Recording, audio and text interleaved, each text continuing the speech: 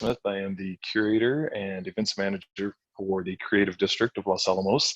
And welcome to the first ever online Zoom History on Tap. The Creative District partners with the Los Alamos Historical Society to put these on. We do 3 of these per year. We also partner with the Bradbury Museum. There's a Science on Tap that's going to be happening in a couple weeks. And then Nature on Tap, we partner with Peak. That next Nature on Tap is July 6th. So if anybody's interested in joining those, you can check it out on our website, follow us on Facebook, and you can see how to get the invite, similar to these meetings, to go to those on taps. Usually we're at a downtown location, partnering with a restaurant or a beverage provider to put on these on tap series. So I'd want to remind everybody to, make sure you're still visiting those businesses downtown. A lot of them are still doing curbside. A few have kind of opened up to let people in at a limited basis, and making sure that everyone is healthy and hoping that everyone is still supporting local businesses during this time. Tuesdays at the Pond, that's another event that's usually outdoors and large group gatherings. We are switching this to YouTube this year. So starting June 16th, all the Tuesdays at the Ponds will be available through our website. Brand new recordings from some of your favorite local artists, some compilations of some of the great performances over the years, and some interviews with some of the artists as well. So that'll be interesting. So check out the Creative District website and look for those Tuesdays at the Ponds. They will be available on each of those Tuesdays, so you can't get a preview of the performance until the Tuesday of, like I said, starting June 16th. Also going virtual this year, Science Fest, which is scheduled for July 7th through the 12th. Once again, you'll have to register through Eventbrite. You'll get an invite to our host, which is essentially a virtual conference, and the entire schedule will be on there. You can select which events you'd like to attend. Some of them will be live, some of them will also be interactive, where you can ask questions to the presenters, and it will be a full week of virtual Science Fest. If you're an artist, we're doing an art competition for Science Fest this year. You can get that information. It's the 20 by 20 art challenge. There will be prizes, there are categories. We're providing a 20-inch by 20-inch panel for you to be creative on. Give you about 4 weeks to return that to the Creative District, and then we're going to assemble those where they can be viewed outside along the sidewalks in the Creative District and around Fuller Lodge and the Ashley Pond. So others can see your great artwork. So for more information on that, you can check out our Facebook page, Instagram, go to the website, 20 by 20 Art Challenge for Science Fest. This year, the theme is 2020 Eyes on the Future. So hope to see some interesting and creative ideas with that. Once again, remember to continue to support your local businesses. Typically, we'd be promoting a few of the businesses with these on taps. So I'd like to encourage, grab some food and some drinks from one of these restaurants and enjoy some other on taps, enjoy some of the Tuesdays at the Pond this summer. And remember to follow us on Facebook and Instagram. Once again, my name is Jeremy Smith from the Creative District. Enjoy this History on Tap. Thank you, Jeremy. It's such a great, it's always fun to partner with the Creative District to be able to get History on Taps happening and some of the other programs. So my name is Amy. I'm the museum educator for the Los Alamos Historical Society. It's so great to see all of you tonight and for you to join us online for History on Tap. It's really exciting to have an online History on Tap. Our members make programs like this possible. If you're not a member of the Historical Society yet, you can join at losalamoshistory.org. History on Tap, for those of you who've been before or haven't been before, History on Tap is all about discussion and conversation. Since we've got so many people joining us here tonight, we're going to do that through the chat function at the bottom of your Zoom window. So if you look at the bottom of the screen, there should be a chat button. And so anytime tonight, if you've got thoughts, comments, questions, use that chat button to ask questions. I'll be looking at chat and I'll read the questions out loud to Alan as we go along. So at any point, please add in questions, things that you know, things that you're curious about, things that you've experienced. Share those down in the chat. If you haven't ever used that before, now is a good time to test that out. Just put a quick hi in there and you can see how the chat works. So tonight for History on Tap, we're really excited to have LANL historian Alan Carr speaking about Oscar Seborer, who's the fourth spy from the Manhattan Project in Los Alamos. This is pretty new history, and we're really excited to learn more about it tonight. This is one of the ways that history is alive. History is alive in a lot of ways, and one of those ways is that new things are uncovered, and so this is one of those sort of new things that we're learning in history. So Alan will give us a short introduction to the topic, and then we'll have plenty of time for a discussion. Hopefully it's like really a conversation, and so we can share ideas back and forth. So as you've got questions, put them in that chat bar down at the bottom, and I'll read those to Alan. That's how we'll facilitate the discussion. So Alan, I will hand it over to you. Hey, thank you, Amy, and thank all of you for tuning in. I know that I've got a lot of friends here. I can see you coming into the room, and it is wonderful to see you. And of course, it's great to, I appreciate the invitation to be here and to be a part of this. I've been partnering with the Historical Society on various things for years. I just celebrated my 17th anniversary at the laboratory. And I think of all the folks at the Society that I've had the opportunity to interact with. It's been a lot of fun, and I hope we get to do it for many more years to come. Before we start, I want to first say to each of you, I hope that you're doing well. There's a lot going on in the world right now, and I just hope that you're doing real well and that your families are, that you're staying healthy and happy, and look forward to seeing you in some of those places downtown that Jeremy was talking about, and sharing a meal or a coffee together. Hopefully those days are not too far ahead of us. As we get a little bit more, as we shift into history, which is why you're all here, right? I want to first thank my good friend, my close friend, and my cousin, Ellen McGee. Many of you know Ellen McGee, who again is in the room.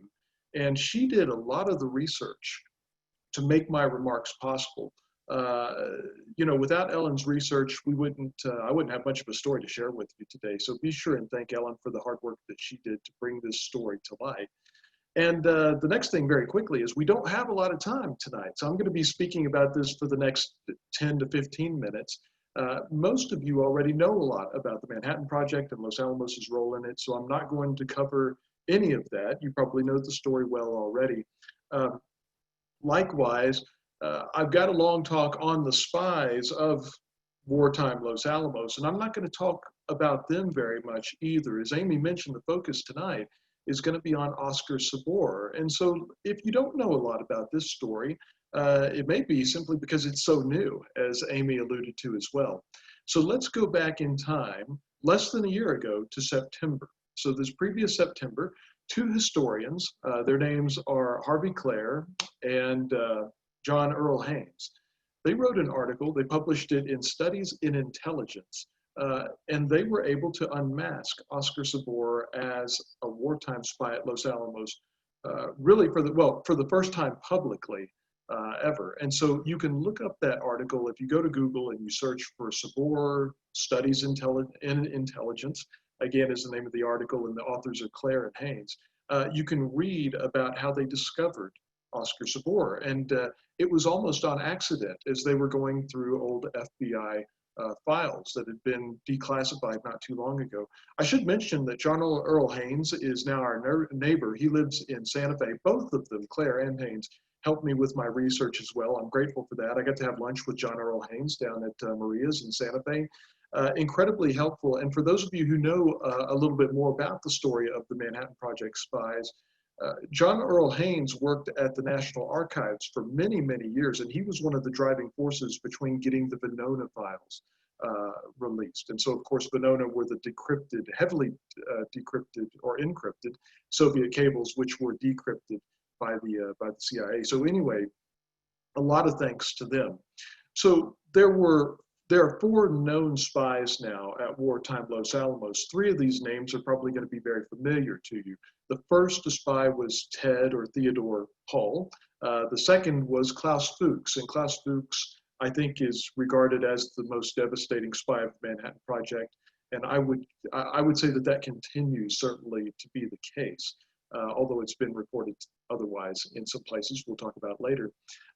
Klaus Fuchs, the second. The third is David Greenglass. And so David Greenglass, if you don't know the name well, you probably know the names of his sister well, and that's Ethel Rosenberg. And of course, her husband, Julius. They were both executed for espionage in 1953. I'll field questions about them.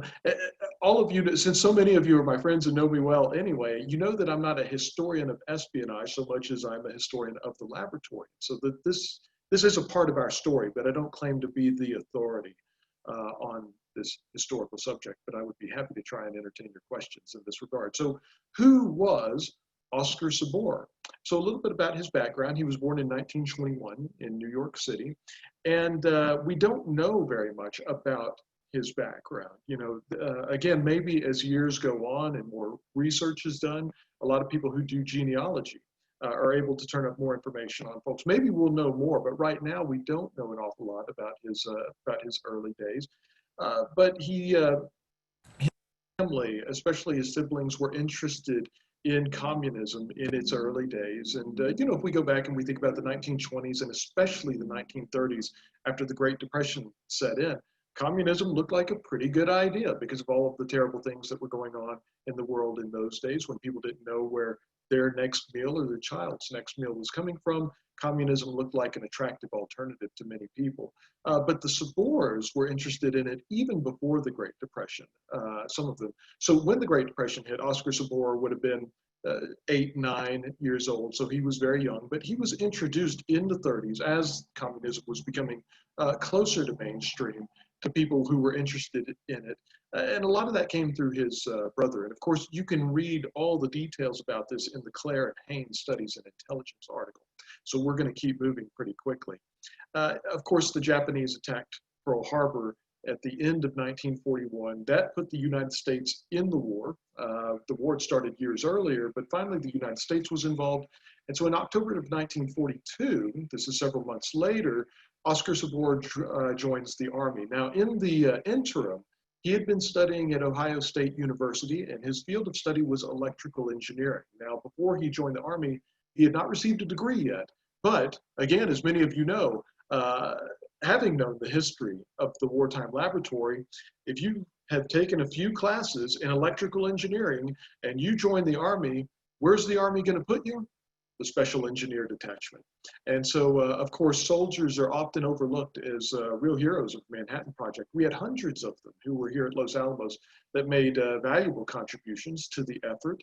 And so before Oscar Seborer arrived here as a member of the Special Engineering Detachment, he went to Oak Ridge. And so he spent several months at Oak Ridge, basically the whole of 1943 and into most of 1944 as well.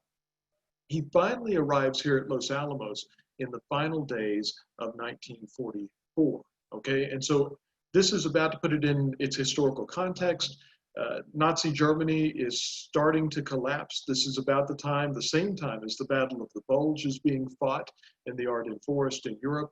Oscar Seborer gets here and he is assigned to the original X Division. And back then, X Division stood for explosives. And so he was in X5, and X5's task was to figure out the detonating circuit for an imploding type bomb.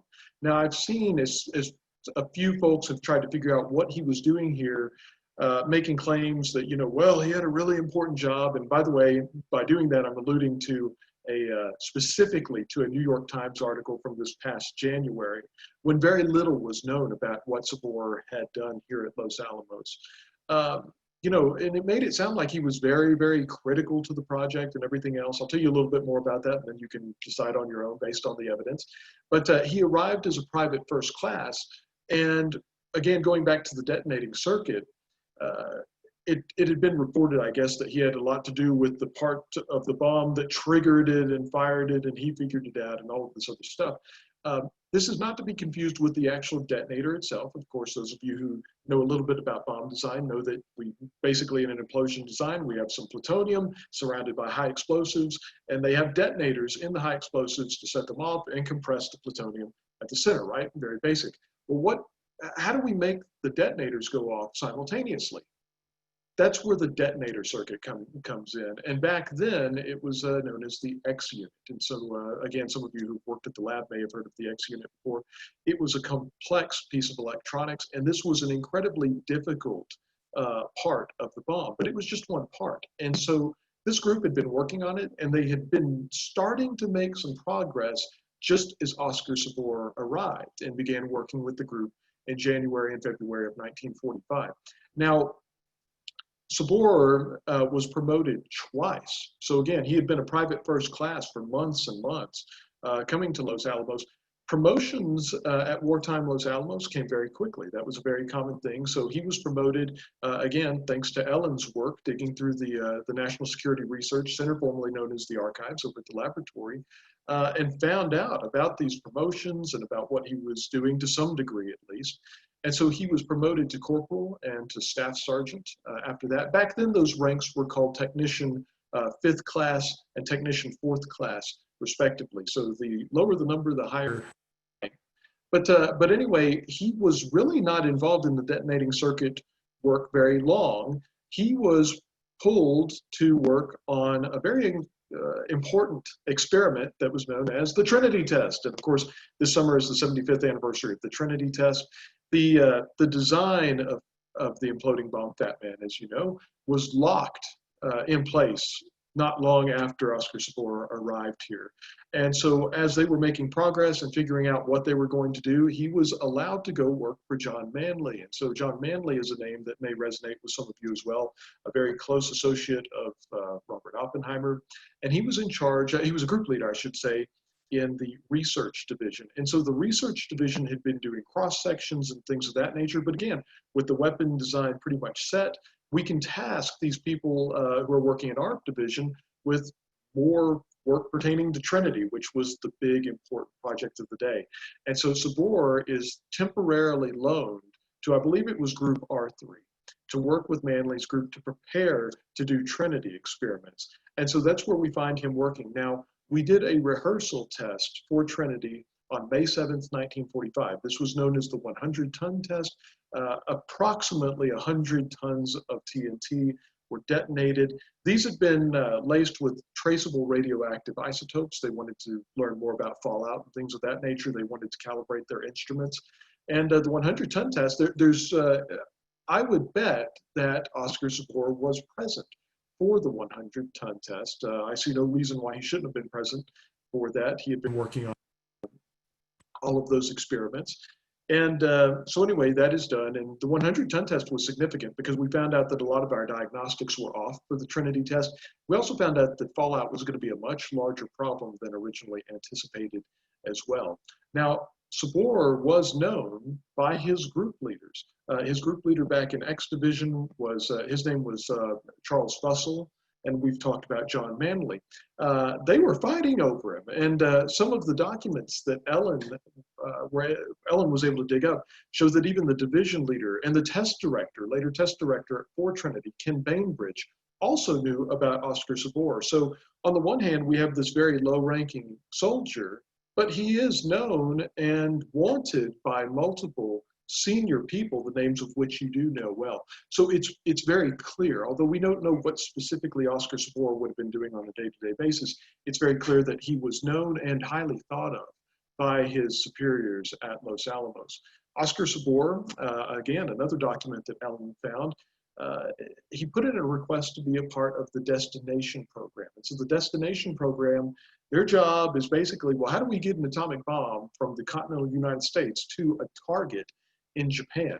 I don't think it's clear if that request was granted, but he did request to be part of the destination program. This was also basically interchangeably known as Project Alberta, if you've heard of that before.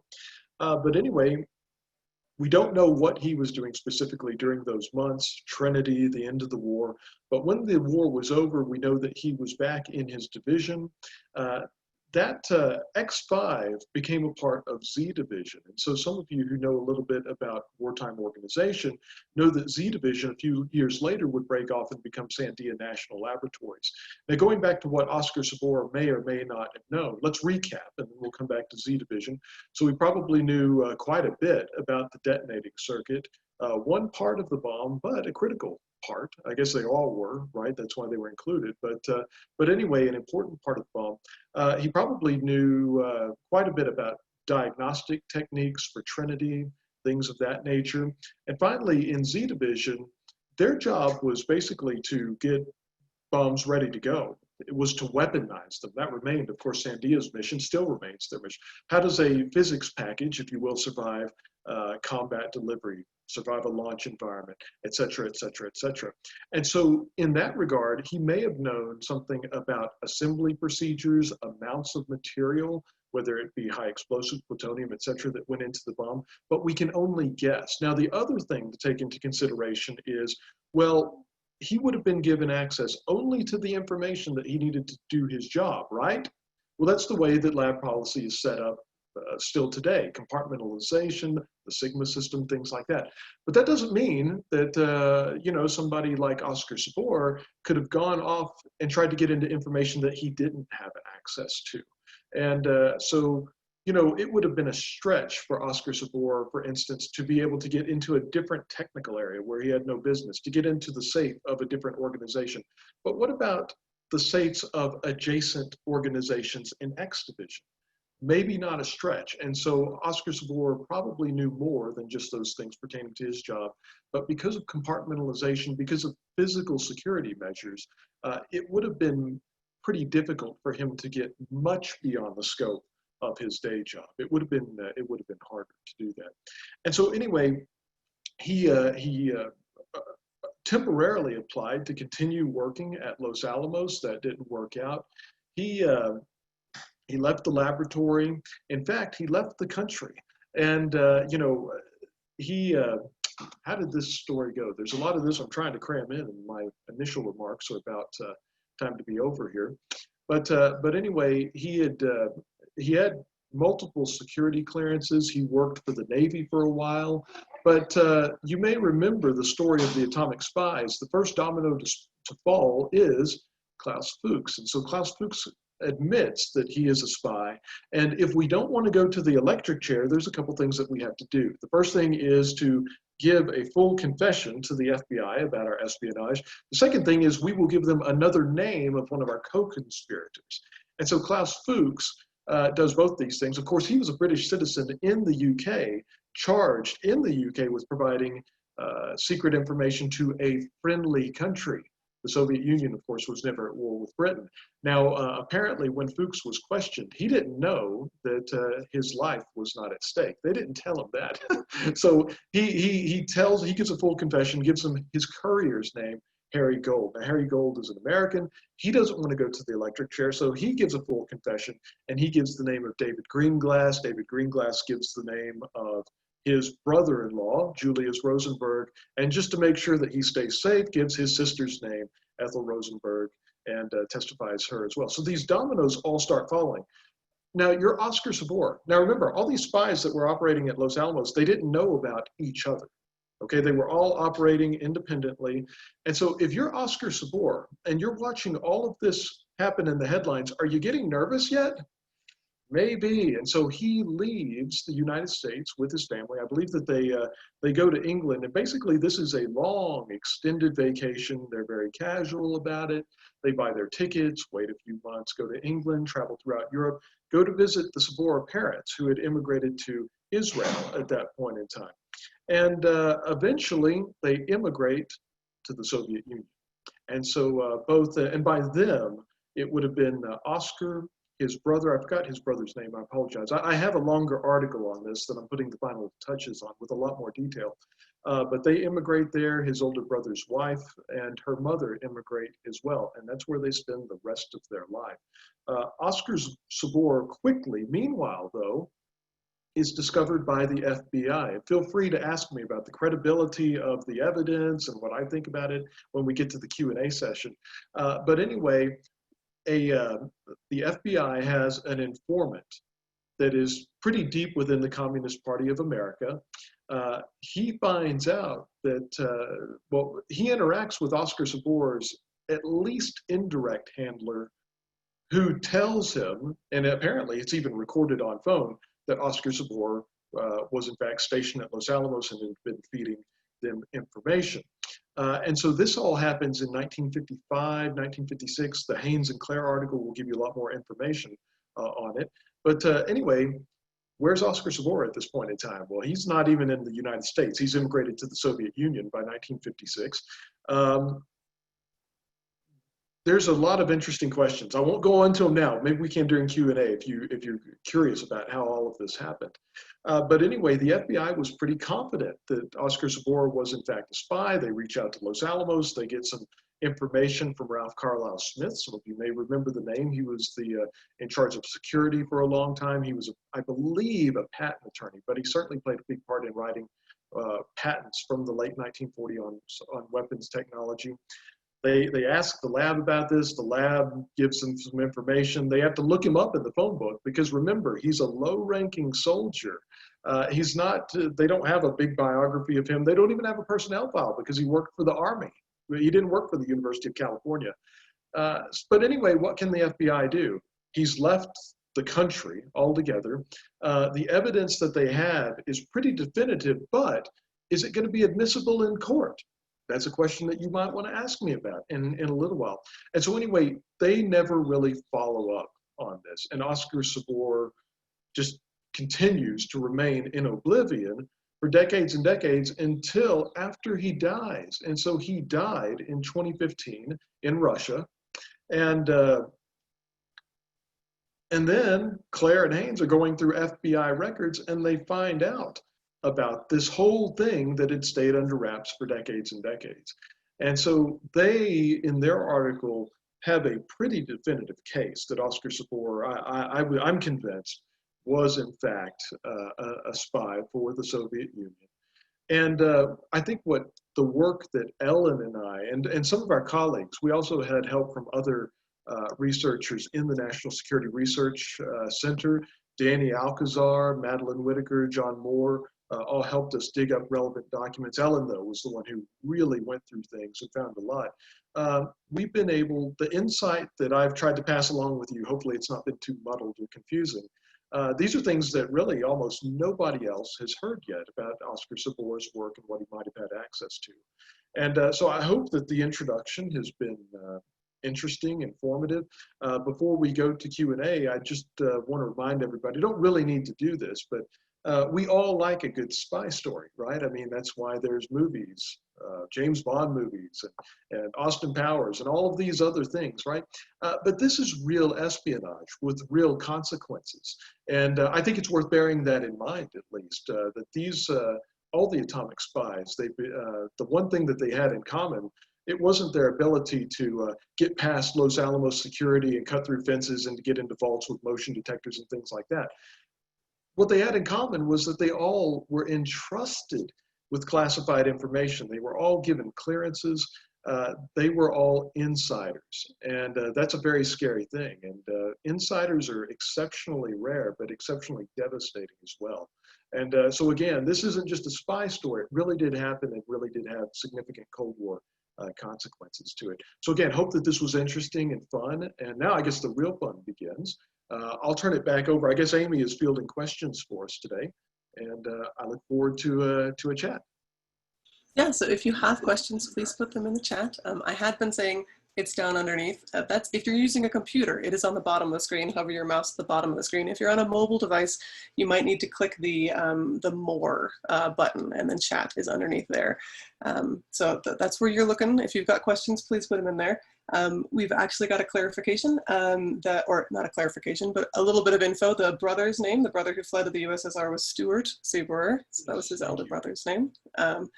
And while people are putting in, actually, there's a question already. Can you speak to the New York Times article? I can, and you know, there are two New York Times articles, and so to follow the sequence of events, First of all, I believe Haynes and Klehr published their studies and intelligence article back in September. I think that it was in November the New York Times published its first article in response to the work of Haynes and Klehr. And that November New York Times article, both of these were written by Bill Broad. And of course, this is a name that many of you will know. Bill Broad's won, I think he shared a couple of Pulitzer Prizes, if I'm not mistaken. But anyway, that first article is, it's pretty good. I mean, you know, he went and interviewed Haynes and Klehr and other folks, and is just basically making this fairly esoteric story more well-known to others. And so well done there. Now, in response, this is kind of where the issues, I don't know, is Bill Broad in the audience today? Can we confirm that? So, not that I see alphabetically. if anybody knows Bill Broad, say that I only said very nice things about him here. But anyway, after that article was written, now I should say for the first article, the laboratory was not contacted for information. In fact, John and Harvey, the original authors, Haynes and Klehr, John and Harvey didn't contact us either because they didn't know that Los Alamos had a repository. And, you know, we've got 40, 50,000 cubic feet of records and that we maintain. And we have, I think, between 14 and 15 million objects. We're one of the larger libraries, if you will, in the country. We're a lot larger than most of the presidential libraries, for instance, if you look at the number of holdings they have versus what we have. But they didn't know that we existed. And so Bill Broad did, but he only asked us for, you know, if we had pictures or anything like that. And so that's how the request was handled by Public Affairs, Communications Office, I should say. And so, so anyway, this whole thing got me curious. I was very suspicious at first. I was like, well, wait a minute, you know, Oscar who? You know, what's going on? So that's when Danny and John, I think, specifically started digging around in the archives, and they were able to locate the first little batch of documents. And those were pretty easy to find because, you know, for some of you, at least a few of you, I think have visited our repository before. My favorite collection is Norris Bradbury's papers. Norris Bradbury kept everything, and lo and behold, he kept a folder on Oscar Seborer, and it was prompted by the 1956 investigation by the FBI. And so John and Danny found those records. We got them approved for public release, and we shared them unsolicited with the New York Times. Those documents produced the second article. Now the problem, at least in my opinion, and I'm hoping to share, you know, again, my article that I've been working on, possibly with the New York Times first to see if they have comment, is that those documents, in my opinion, were not interpreted properly. And so if you go and look at the January New York Times article, you can download the documents and read them for yourself. The problem is that there's really no explanation of what's going on. And so there's some good points to that article in that Bill Broad, again, he went and he spoke with, I believe, Harvey Klehr on this. Also interviewed Alex Wellerstein. A lot of you probably know that name. Alex is a friend. He's a tremendous historian, and I really enjoy his work. I bet many of you do as well. Alex had some really good and appropriate quotes, but there were some pretty strong lines included in that article, such as, you know, and I'm paraphrasing, all of you can look it up for yourselves and you can correct me if I'm wrong. But, you know, in the article, it said that, you know, Oscar Seborer may have been more important than all of the other spies that were involved, including Klaus Fuchs. And again, I can provide evidence. I think that Klaus Fuchs was by far the most damaging spy for a variety of documented reasons. But you know, there were these very strong statements in there, and they were based on the documents. And so going to those documents very quickly, we have a letter from the FBI to the laboratory asking about this guy. What do you know? And they know a little bit about him already. They know that he was in X Division, and so they say, you know, well, what was X Division working on? You know, when he was in Z Division, would he have had access to pictures of an implosion device? And again, I'm paraphrasing, but go and look up the documents on your own. In fact, check me on this.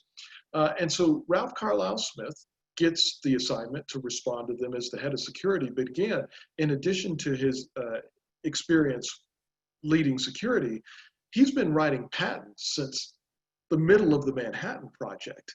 And so he knows this technology well. He knows the main players that are involved. He's already been through the Klaus Fuchs business and all of the David Greenglass, all of that. So he knows this territory well. When he writes back, and you can see his reply there, and that's where I think that the interpretation was maybe a little bit lacking in the New York Times article. There's no explanation of who Ralph Carlisle Smith is, why he's qualified to respond to this. And also, if you look at Ralph's response, he's kind of skeptical, saying, well, I've never heard of him. That's how he ends the letter, saying, I've never heard of this guy before. They had to look him up in the phone book. He was listed in the phone book. That's one of the things that they sent back to him. Ellen found a couple of documents that were declassified in 1956, which alluded to him. And again, some of the things I spoke about earlier describe that. Now, those documents were not available to Bill Broad in the New York Times back in January. Those have been since discovered by Ellen, so he didn't have that advantage. But it's when you look at Ralph Carlisle Smith's letter back, this is somebody who really knows what they're doing, and to me at least, he's questioning several of the FBI's accusations. He's saying, well, wait a minute, this statement that you made here, that's kind of misleading and incomplete. And so that's the part that, if you just read the first document, well, what did X Division know? What did Z Division know? Oscar Seborer may have known all of this stuff. Well, Ralph Carlisle Smith says, not so fast, hold on. They ask him about security measures as well. They say, well, is it possible that he could have had access to safes that he was not supposed to be allowed to have access to? And Ralph Carlisle Smith says, well, the policy at the time was that you could leave your safe unlocked during the day as long as it was under the supervision of someone. That was the policy. Did everybody follow the policy all the time? Maybe not, right? So there's all these what ifs. Could he have done this? But there's in those two letters, there's no evidence of really what he had been working on specifically. There is no evidence today about what he actually took and gave to the Soviet Union. Even after looking through our files, we can only guess what he had access to based on security rules, his rank, and where he worked. And again, Ellen's work has made it possible to deduce those things. But to make the suggestion that Sebor's espionage may have been even more damaging than Klaus Fuchs's, for instance, or the others for that matter, based on those letters, I just don't see that myself.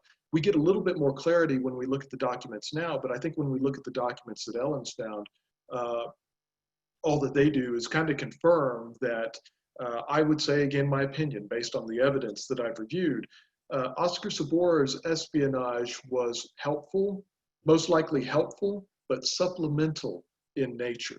That would be my takeaway again. And Ellen's here, and she can chime in on the comment section down there, and we'll see if she has an opinion on it as well. But that's my takeaway. And so right now, the New York Times, closing out this long answer, sorry about that. The New York Times article is the only thing written about what Oscar Seborer may have taken. And I think that it needs to be updated.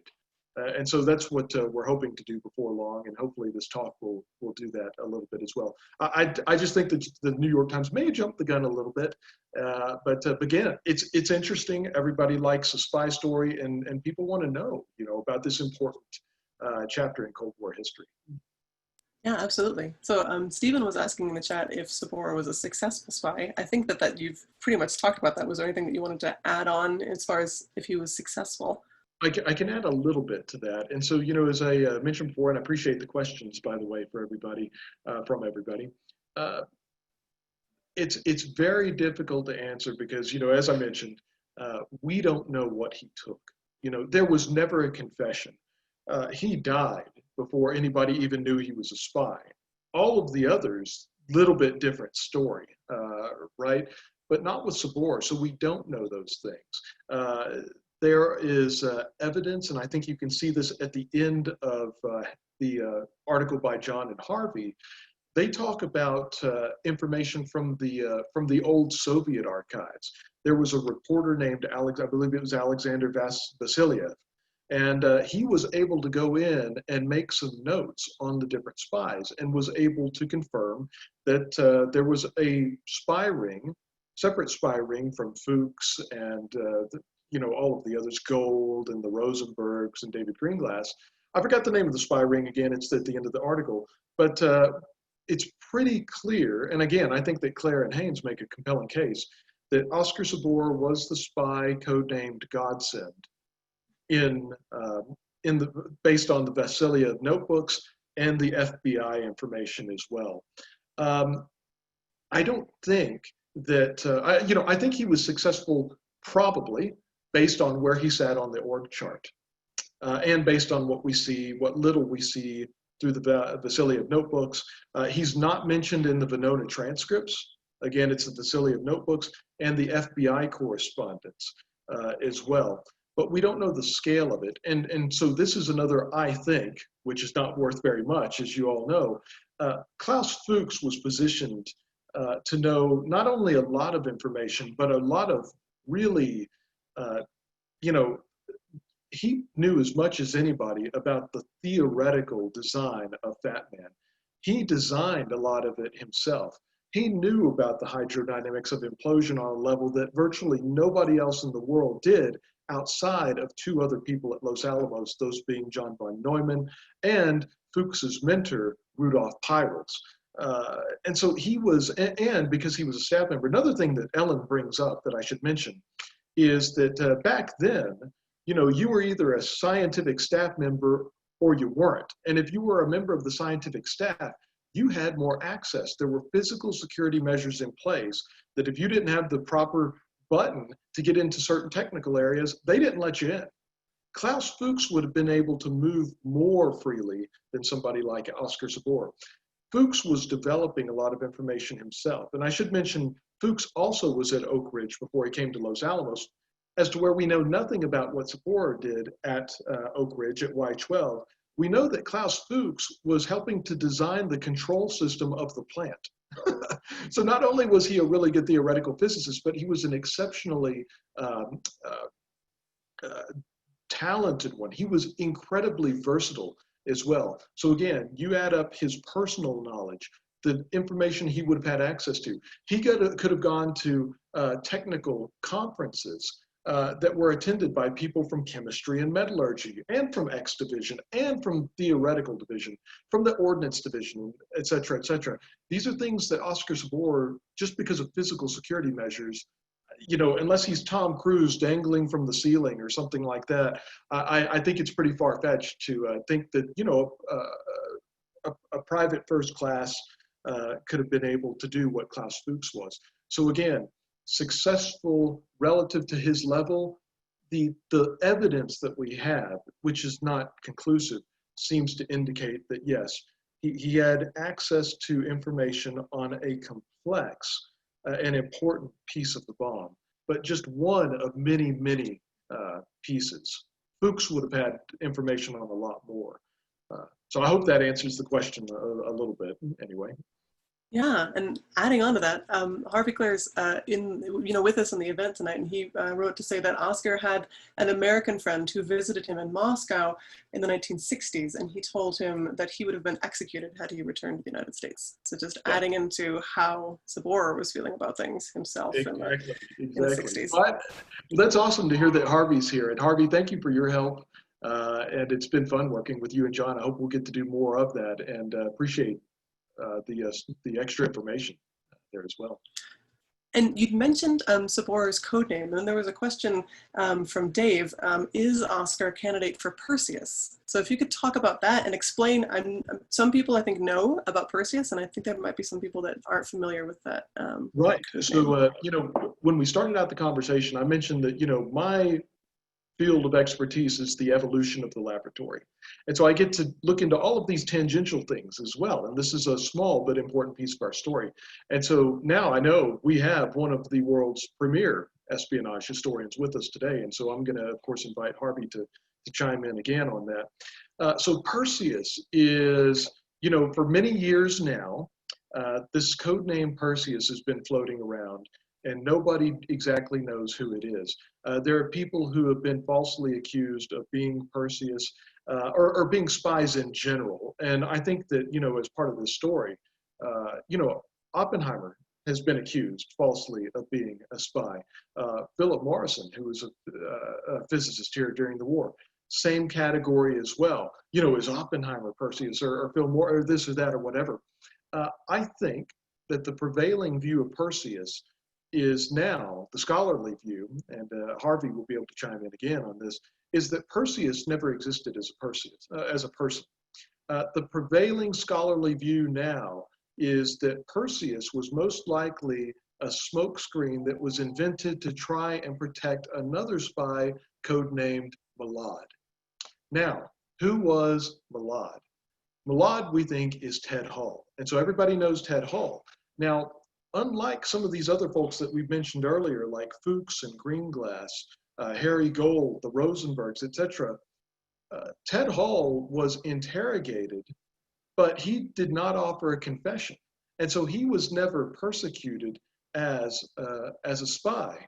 And so you got this asset to the Soviets. Now, he left pretty early. You know, that was one of the reasons why I think that he was not or prosecuted, I should say. By the time the FBI was pretty confident that Ted Hall had in fact committed espionage, he was a biologist. You know, he was not an active threat. And so if we're going to prosecute Ted Hall in open court, we've got to bring all of this evidence to bear, including that, oh yeah, we know that he's a spy because we can crack Soviet codes. Well, what have you just done if you do that in open court? You've given away, maybe arguably, the biggest secret of the Cold War, the fact that we could crack Soviet codes. So what do? Do you put this guy on trial because he's guilty and you know it, just to get justice, or do you let him walk?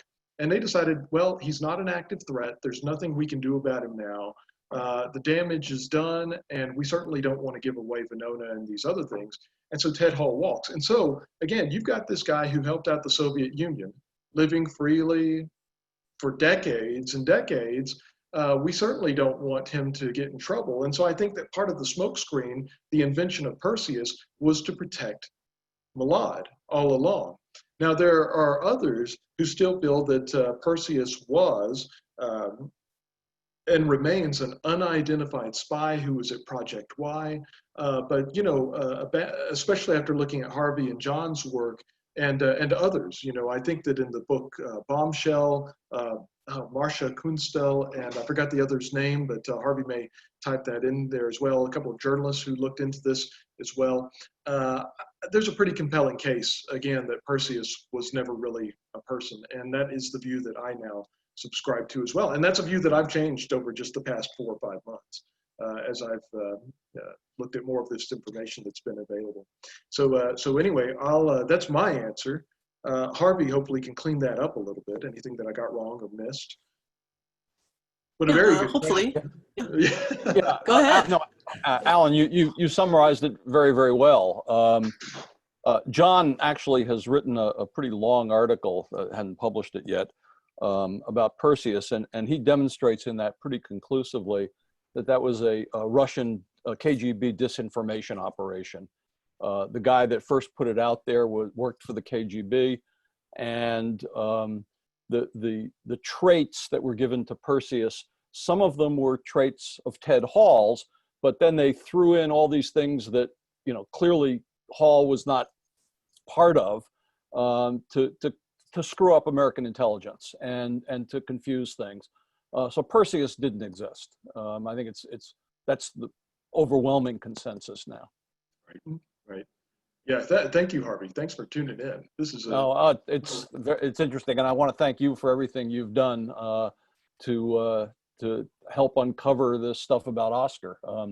You know, when John and I wrote the original article, the thing that we knew the least about was what Oscar had done at Los Alamos, or what information he turned over. I'm probably not quite as negative about Broad's second article as you are, but I do agree that, you know, I think the statement that Hall could have been more important than Klaus Fuchs is clearly wrong. That Fuchs absolutely was the most damaging of the spies. One of the reasons we don't know much about what Oscar did is that the Seborer brothers don't really turn up in the Venona material. And Venona was mostly KGB decrypts. There was a few GRU, Soviet military intelligence, but not very many. And John and I suspect, and again, we couldn't prove it, but we suspect that the Seborers originally worked for GRU, for Soviet military intelligence. And in fact, while he was at Los Alamos, unlike the other three who all were KGB spies. And that's why they don't turn up in Venona. But GRU in late 1944, early 1945, GRU in the United States was having some problems, and they were forced actually to turn over some of their assets to the KGB. And we think that Oscar was turned over to the KGB right at the end of the war. And then there's this mention in the Vasiliev papers that you mentioned a few minutes ago in 1947, I guess, that the KGB tried to reactivate Oscar. And they actually encouraged him to reapply to Los Alamos, which he did. And then he withdrew his application for reasons we don't know why. Yeah, that's great stuff. That's great stuff. Thank you, Harvey. Yeah. We have another question in the chat, Alan, from Jeff and Debbie about how was Oscar recruited and what was his motivation? Well, since we've got Harvey in the room, he is the expert. I'll just, I guess, preface this really quickly. This goes back to Harvey and John's work. You know, they dug up the known information on Oscar Seborer, and it's there. My reading of that is, you know, he was interested in the ideology. A lot of people were. He had family connections to people that were interested in communism and socialism and things of that nature. And I just think, you know, when we look at Hall, Fuchs, and Greenglass, it was ideology that was their primary motivation as well. You know, they were not paid or coerced, things that we worry about today.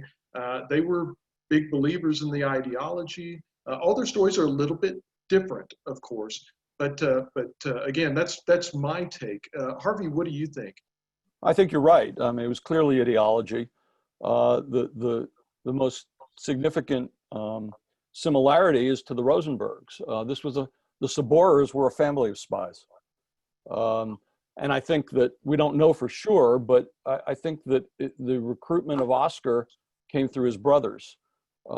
His older brother, Max, worked for a communist lawyer, and we think that the communist lawyer was actually the intermediary who recruited Oscar. Can't prove it, but we think so.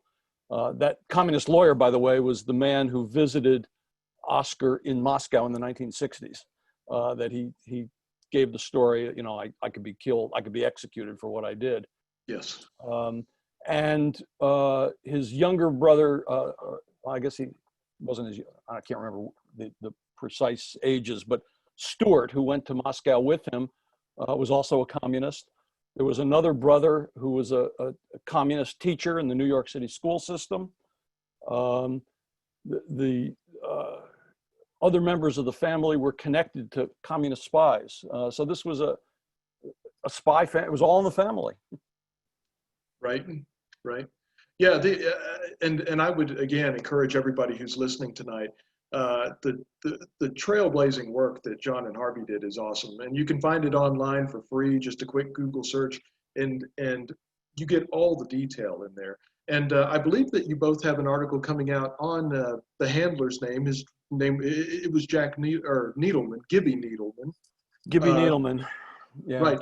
And that, you know, I got to see a draft of that. John shared it with me because that was a big question for me. Well, what happened to this guy? If the FBI knew about him, why wasn't he arrested? And, you know, John, if he were here, he'd give us a 45-minute answer to that question. He was very thorough about it. Well, the FBI's problem, you covered some of their problem. Most of the evidence against Oscar came from wiretaps. They had wiretapped Gibby Needleman's office without a warrant. Yes. And you know, they had him dead to rights. I mean, Needleman explained to this guy, Jack Childs, who was one of the FBI informants in the Communist Party, he explained to him that Oscar had been a spy, and Gibby actually would have agreed with Bill Broyd, because Gibby said to Jack Childs, the FBI had it on tape. He said he gave us the secret of the atomic bomb, Right. which is probably an exaggeration. Right.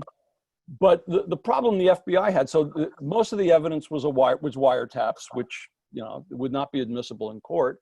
The other evidence was this guy Jack Childs, who heard all this from Gibby Needleman. But Jack Childs and his brother Morris were the two highest-ranking spies the FBI had ever had in the Communist Party. They weren't about to blow their cover, and of course, they would have if they had arrested Oscar, because Needleman would have known immediately where the information had come from. And then, by the time the Childs brothers were deactivated, it was known as Operation Solo. The FBI was trying to be cute, I guess, because it was two brothers and it was Operation Solo. By the time they were deactivated in the 1970s, Oscar and Stuart were long gone. Gibby Needleman was dead. The FBI was going to look bad if it all came out, right? There were these spies, they'd gotten away. Not only had they stolen the stuff, but they'd gotten away to Russia. And the FBI didn't learn about the spying until they were in Russia for 2 years. So there was no incentive to go after Needleman. Right. So I've got a quick question from Stephen, and I will follow that up with a longer question from Alan. So quick question is, how old was Oscar Seborer when he died? Longer question is, do you think we'll learn more about him, and where might this information come from? And I'll open that up for both of you. Okay, I'll start, Harvey, unless you want to. I think his age, he was born in 1921, died in 2015. I mean, mid 90s. I don't know the exact age. Do you, Harvey? He died, I think, in 2015 or 2016. I think 2015. We think his brother Stuart is dead, although we can't prove it. There's been no report of his death in Russia, and a friend of ours actually went to the apartment where Stuart lived. It's still in his name, but nobody answers the doorbell. And I remember, if I remember correctly, your article, I mean, he was still alive and attended Oscar's funeral. He attended Oscar's funeral, and a representative of the SVR, the successor to the KGB, was also at the funeral. And Oscar had received the Order of the Red Banner. Yes. So, the issue of, are we going to learn more? John and I still have requests into the FBI. We've only gotten a small portion of the Seborer's FBI file.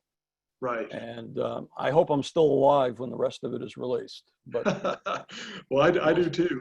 We'll see. Yeah. I think, quite frankly, the most likely source of information will be Russia. The Russians may decide to boast about how successful this spy was. They did it a number of years ago when George Koval, Putin announced that George Koval, whom most Americans had never heard of, had posthumously received a big award. Koval had been an atomic spy. He'd been at Oak Ridge and at Dayton. He was a radiation safety officer. And he'd been a Soviet spy. And they released information about him to boast about how successful they had been. Maybe now that Oscar has been publicly exposed in the United States, the Russians will do the same thing. Yeah, that's right. Yeah, I think beyond that, probably just fragmented information here and there. I mean, Ellen has scraped the catacombs here pretty thoroughly. We don't know anything about Oak Ridge. I'd really like to see his Army personnel file, because that might give some more fragments and hints. Again, the Russian archive would be where the real information would come from. Yeah, I concur, Harvey. Yeah. So I'm not seeing any other questions coming in on chat. I think that's an interesting one to sort of wrap our discussion up on. If anybody does have any final questions, put them up, down, hit the more button, put those questions in the chat. You get a couple minutes. Were there any final thoughts that you're wanting to share on this topic, Alan, before we wrap things up for tonight? Well, again, I appreciate the invitation. It's always fun to work with the Historical Society in town. Again, I look forward to working together for many years to come. And man, double feature with Harvey. This is so cool. And so Harvey, thanks for tuning in and providing our folks here in Los Alamos with more information. So 2-for-1 deal tonight, and you got to hear from a real expert and an imposter in me.